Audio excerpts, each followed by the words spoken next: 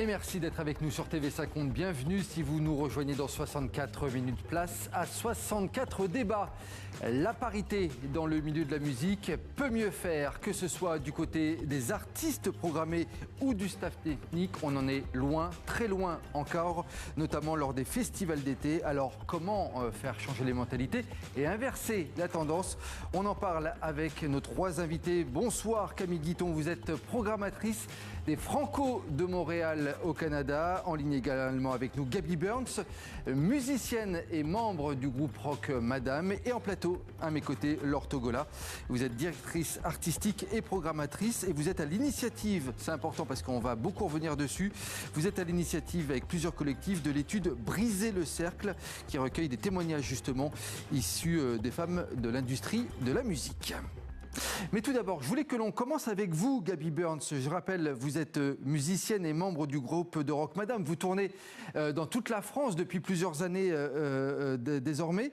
Dernièrement, vous avez témoigné sur les réseaux sociaux de ce que vous avez vécu effectivement durant toutes ces années de tournée, que ce soit de la simple remarque d'un technicien à la déprogrammation même d'un festival, vous avez voulu porter la parole des musiciennes de terrain. Ouais, tout à fait. En fait, il n'y a pas longtemps, on s'est rendu compte, on est parti en tournée avec un groupe qui était exclusivement masculin. Et nous, on avait vachement banalisé tout le sexisme qu'on vivait au quotidien en tant que groupe de musique, en tant que femme dans un groupe de musique. Et en tournant avec des gars, on s'est rendu compte, en voyant à travers nos yeux à nous, mais aussi à travers les leurs, les différences de traitement qu'il y avait au sein de même salle. Et on s'est mis à faire une liste de toutes les choses problématiques qu'on avait vécues sur la tournée en cours. Et on s'est dit qu'il était peut-être temps qu'on en parle sur nos réseaux, en effet. Et Gaby Burns, justement, vous me donnez 2-3 exemples. Je retiens typiquement quelque chose qui m'a marqué, le témoignage que vous donniez de techniciens qui vous changent vos réglages pour vous embêter, justement. À part celui-là, qu'est-ce que vous avez mis en avant dans ce témoignage, justement ? Il y a vraiment tellement de choses. Il y a beaucoup de choses, évidemment, qui viennent du public, que ce soit des intentions qu'on nous prête qui ne sont pas les nôtres, ou que ce soit des commentaires déplacés sur nos physiques, sur nos techniques, etc. Mais la plupart des problèmes qu'on a et les plus violents sont vraiment avec certains membres de certaines équipes techniques de salles, de festivals, qui se permettent de nous parler extrêmement mal. Et des fois, ça se passe en privé, mais ça se passe aussi parfois sur scène. Et c'est vrai que globalement, quand on explique une fois gentiment qu'on n'est pas là pour passer un mauvais moment et que ce serait bien que tout le monde se parle bien, si jamais ça suffit pas et qu'on hausse un peu le ton, globalement, derrière, ça se passe pas super bien. C'est-à-dire que c'est nos équipes de prod, de tournée qui reçoivent des mails pour expliquer qu'on a mal parlé, etc. Alors qu'on ne fait que réagir à une forme de violence parce que... oui, parce que c'est des équipes qui ne savent pas interagir calmement avec des musiciennes, quoi. Voilà pour les remontées de terrain. Laure Togola, j'imagine que ce genre de témoignage, vous en recevez régulièrement au sein de votre collectif Briser le cercle. Alors oui, donc c'est le collectif Réinventer la nuit qui s'est associé donc à Au-delà du club pour créer cette étude à partir des cercles de parole et d'écoute qu'on a mis en place à partir de 2023. Et donc ces cercles de parole et d'écoute, ils sont destinés aux artistes, mais aussi aux techniciennes et toutes les professionnels de l'industrie. Ils sont pour l'instant basés seulement à Paris, mais il y a des reproductions qui arrivent dans toute la France. Et effectivement, la majeure partie des commentaires qu'on entend et des paroles qui sont partagées, qui sont bien sûr anonymisées pour l'étude, relève de ce type de commentaires, d'expériences, de vécu. Et donc, ce qu'on a réussi à montrer assez vite, parce que donc à partir de toute cette matière, toutes ces personnes qui ont partagé, on a essayé d'établir des analyses, des grandes images, de comprendre un petit peu les mécaniques qui se mettaient en place. Et en fait, c'est tout le temps les mêmes. C'est un continuum, mais qui va de la parole, de toucher les boutons d'une personne qui sait très bien faire son travail, de commentaires déplacés, jusqu'aux agressions les plus graves, évidemment. Et justement, la parole, elle se libère. Vous avez l'impression que les femmes disent « ça suffit », les comportements sexistes, justement, contre nous en tant que musiciennes, il faut qu'ils cessent. Et justement, l'une des solutions, c'est qu'il y ait de plus en plus de femmes dans cette industrie. Tout à fait. Je pense que depuis MeToo, ça va bientôt faire 10 ans. Il y a eu énormément de prise de conscience parce que c'était la première étape qu'il fallait traverser tous ensemble, de se rendre compte que tout ça était sexiste. Parce que je pense qu'il y a une grande croyance dans l'industrie de la musique que c'est des blagues, exactement. C'est juste une remarque que comme c'est ça. Léger, Il faut prendre ça à la rigolade. Exactement. Et donc, au moment où tout le monde s'est bien rendu compte, grâce à MeToo et tout ce qui en a suivi, que c'était en fait un climat sexiste, mais qu'il avait des conséquences graves sur les carrières, sur le bien-être évidemment au travail, mais également sur la capacité à rester dans cette industrie. Et par exemple, on a vu qu'il y a beaucoup de femmes qui quittent, et les minorités de genre en général, qui quittent les métiers de la musique à partir de 30 ans. Et donc en fait... À cause de ces remarques notamment ? En fait, c'est un climat global. Donc on ne peut pas pointer du doigt seulement les remarques, mais nous on l'appelle ce continuum des violences sexistes et sexuelles, parce que ça part des remarques, de simplement des fois des manières de se comporter, où on sent, comme elle témoignait, que en fait on se comporte pas pareil avec nous qu'avec le reste du staff.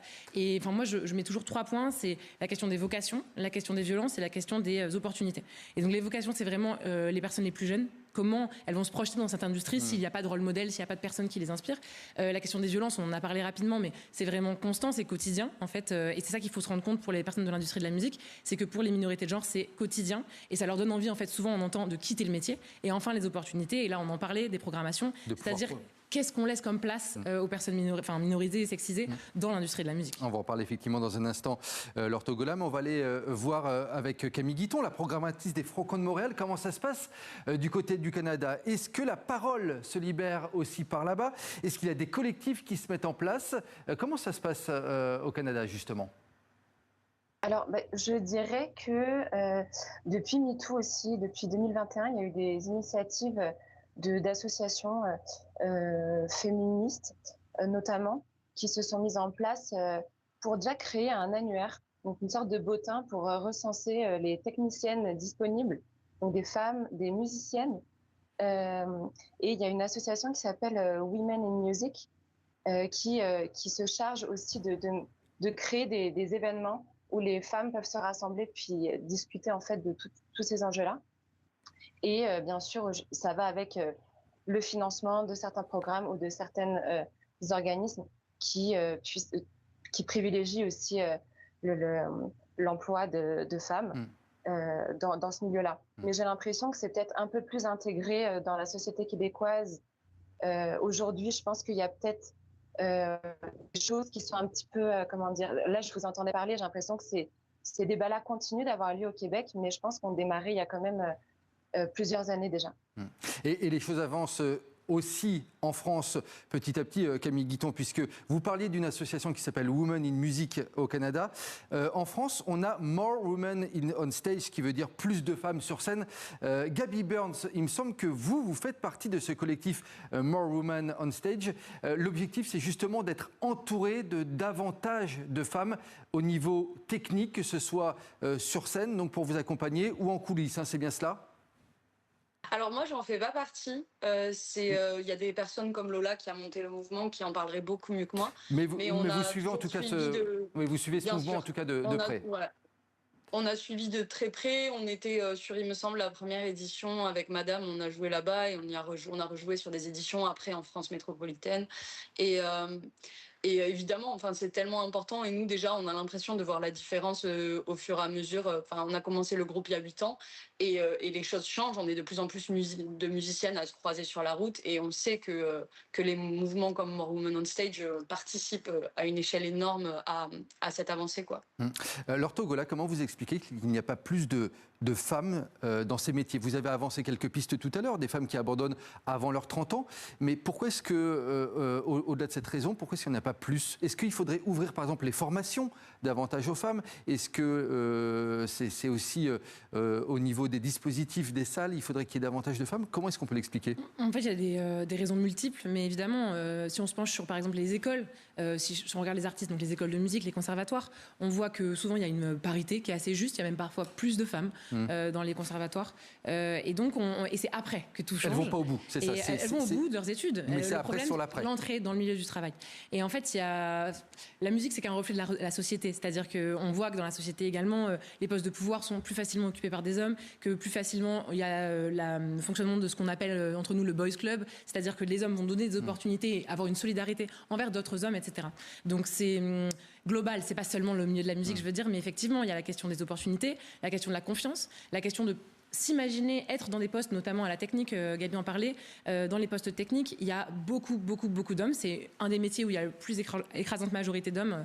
Et forcément, quand on est une jeune personne qui se projette dans le milieu professionnel, on ne va pas forcément s'imaginer dans les métiers de la technique si on n'a jamais eu d'approche de quelqu'un, on ne s'est jamais représenté, qu'on pouvait le faire. Donc il y a des associations, comme vous avez cité les Femmes sans mêle, par exemple, qui mettent en place des stages pour découvrir les métiers de la technique, faits par des personnes sexisées. Parce que aussi, quand c'est une personne qui a vécu certaines discriminations, qui peut nous introduire à un métier, elle va nous dire effectivement c'est compliqué, effectivement dans les salles de concert il peut se passer des choses qui sont déstabilisantes, en revanche continuez, elle va nous encourager, etc. Donc il y a cette question-là vraiment de se projeter dans ces métiers de la musique.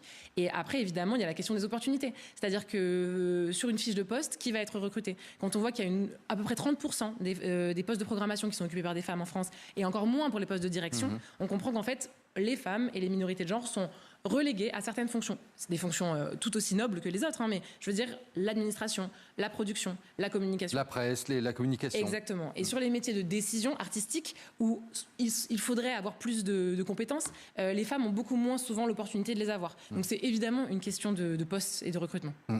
Camille Guiton, est-ce que c'est différent au Canada de ce point de vue-là? Moi qui vais souvent couvrir des festivals, notamment à Montréal, et j'ai l'impression que c'est un petit peu différent de la France, qu'il y a davantage de femmes justement dans les métiers techniques, dans le milieu de la musique. Est-ce que je me trompe ou est-ce qu'effectivement la donne est différente au Canada? Alors, je rejoins beaucoup ce qu'a dit Laure. C'est vrai que moi, je pense beaucoup que ça vient au départ quand même du recrutement interne qui a les postes de décision. Et c'est sûr, si je prends le cas des Franco de Montréal, juste dans la programmation, on est 5 et il y a 3 femmes et 2 hommes. Alors, c'est majoritairement féminin, le poste de direction est par un homme, mais c'est assez quand même éclectique au sein de l'organisation générale. On a des régisseuses, on a des personnes qui sont derrière les bars, qui sont des femmes, qui sont... En fait, il y a un peu de tout. Donc, je pense que c'est peut-être un peu plus diversifié, un peu plus paritaire. Malgré tout, on a quand même encore des enjeux. Je pense qu'il faut toujours rester prudent et vigilant, surtout. Voilà. Et Camille Guiton, au niveau de la programmation, pour prendre l'exemple des Franco de Montréal, est-ce que vous essayez que ce soit paritaire également au niveau des artistes programmés, autant de femmes que d'hommes? Alors, c'est toujours un objectif. Je crois que cette année, on a réussi à atteindre 46%. Donc, c'est un objectif qui n'est pas encore tout à fait atteint. C'est vraiment important pour nous, toujours dès le début. Après ça, c'est sûr qu'il y a d'autres enjeux. C'est aussi les artistes qui sont disponibles pour tourner. Les artistes qui sont signés en label, etc. Nous, la chance qu'on a au Franco, c'est qu'on a une grande partie gratuite, donc on peut faire beaucoup de découvertes. Et là-dessus, on peut avoir un peu plus de flexibilité que certains festivals qui ont des programmations payantes et qui vont peut-être aller chercher les top artistes. Et est-ce que dans les top artistes, il y a majoritairement des femmes? Ça, c'est une autre question. Nous, on essaye en tout cas d'être paritaire le mieux qu'on peut. Le mieux que vous pouvez. Gabi Burns, dans votre témoignage que vous avez donné il n'y a pas longtemps sur Internet, vous disiez que parfois, on vous a programmé, vous, le groupe de Rock Madame, pour que vous soyez la caution féministe, la caution femme, on va dire, de la programmation de tel ou tel festival. Est-ce que c'est quelque chose que vous entendez souvent ? Non, c'est pas les salles et les festivals qui nous le disent. C'est vraiment, quand j'en parlais, c'était plus un des retours négatifs qu'on avait du public, qui est, on entend parfois que oui, on est là en raison de notre genre pour participer au fait qu'il n'y ait pas que des gars sur scène. Mais c'est pas quelque chose qu'on nous a déjà dit frontalement, même si on nous a dit des choses qui s'en rapprochaient. Voilà, moi j'ai déjà eu un patron de salle qui m'a dit qu'on était des connasses qui surfaient sur la vague du féminisme, donc c'est à peu près revenir à dire la même chose finalement. Mais non, c'est plus des mots du public ça que des salles directement. Faut avoir une sacrée armure quand même, Laure Togola, quand on entend ce genre de témoignages et les témoignages qui doivent vous revenir. Faut être là en soutien derrière. On le rappelle, il y a un quart seulement des noms à l'affiche aujourd'hui qui sont des artistes femmes. Tout ce constat en fait fait, fait que derrière, il doit avoir un sacré soutien psychologique. Oui, tout à fait. Je pense que c'est une expérience partagée par toutes les femmes qui travaillent dans la musique. C'est qu'il faut s'armer d'une certaine armure et de patience. Et il faut avoir beaucoup de sang-froid aussi, parce que évidemment nos réactions vont être scrutées. Et si on s'énerve, c'est nous qui vont, comme Gaby le racontait, en fait, c'est nous qui allons être agressifs. Mais non, en fait, c'est un milieu qui se transforme énormément. Donc nous, on y participe du mieux qu'on peut avec les collectifs féministes que je citais, et la scène parisienne regorge de collectifs qui essayent de faire que ça se transforme.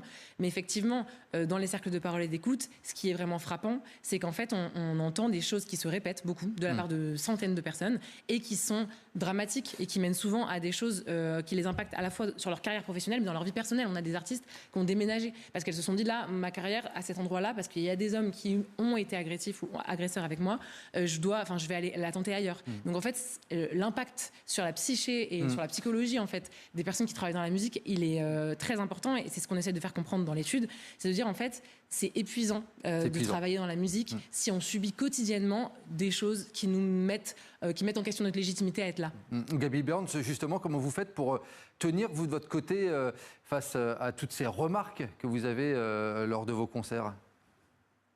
Nous, on a fait la décision sur la précédente tournée d'être un crew exclusivement féminin.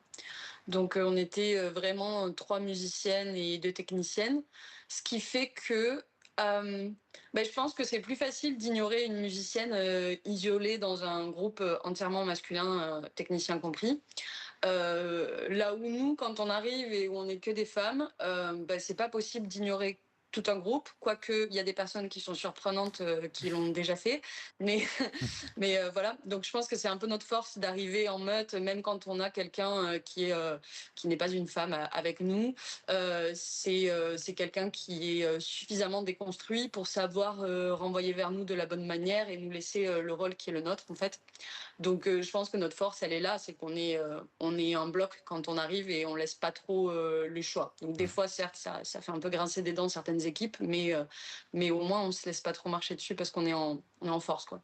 Faire bloc et arriver en force, ce sera le mot de conclusion par Gaby Burns. Merci en tout cas à toutes les 3 d'avoir été les invités de ce débat. Gaby Burns, donc musicienne et membre du groupe de rock Madame, Camille Guiton, la programmatrice des Franco de Montréal, et vous, Laurent Tegola, directrice artistique et programmatrice. Merci à toutes les 3.